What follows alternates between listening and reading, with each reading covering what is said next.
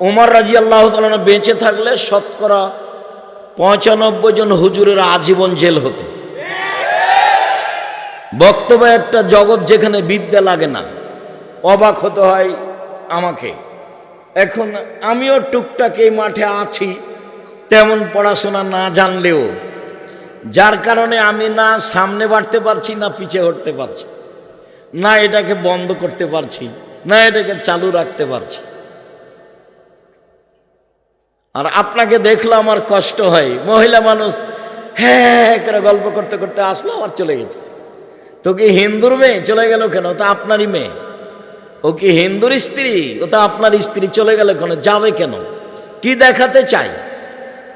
ছোটনার লোকেরা তো এলাকার দিনের জন্য এ কাজ করছে, কিছু করতে না পারে। মাদ্রাসা যখন চালু করতে পারেনি তখন বলছে অন্তত একটা জালসা চালু করি, মানুষজন কোরআন হাদিস শুনবে একটু। তো মানুষজন কোরআন হাদিস শুনবে বলেই তো এই পদক্ষেপ। তা আপনি বাড়ি চলে গেলেন কেন? কিছুক্ষণ অপেক্ষা করলেন না কেন? আপনি মহিলা মানুষ, আপনার শরম হলো না কেন? কি সমস্যা? দেবরের সাথে এসেছিলেন, গল্প করতে অসুবিধা হলো, আবার চলে গেলেন।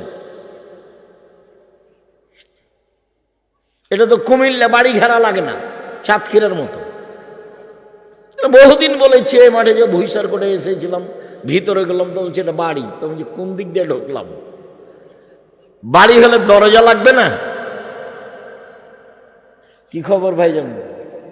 কই যারা আপনারা আছেন, বাড়ি হলে দরজা লাগবে না নাকি? একটা বাহির দরজা লাগবে, যেটাতে সালাম দিয়ে ঢুকতে হবে।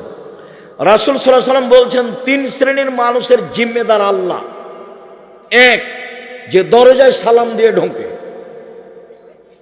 তার জিম্মেদার কে? আল্লাহ।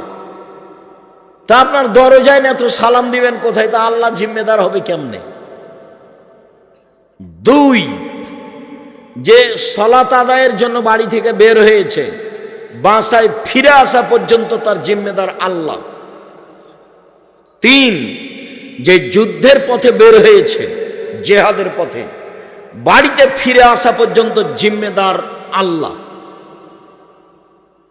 যদি মারা যায় জান্নাত, জিম্মেদার আল্লাহ। যদি ফিরে আসে অনেক বড় সফলতা। সালাম দিয়ে ঢুকবে বাড়িতে, যতক্ষণ আছে জিম্মেদার আল্লাহ। যদি বেঁচে থাকে অনেক ভালো, যদি মরে যাই তাহলে পাপ ক্ষমা, ও তো আল্লাহ জিম্মেদার।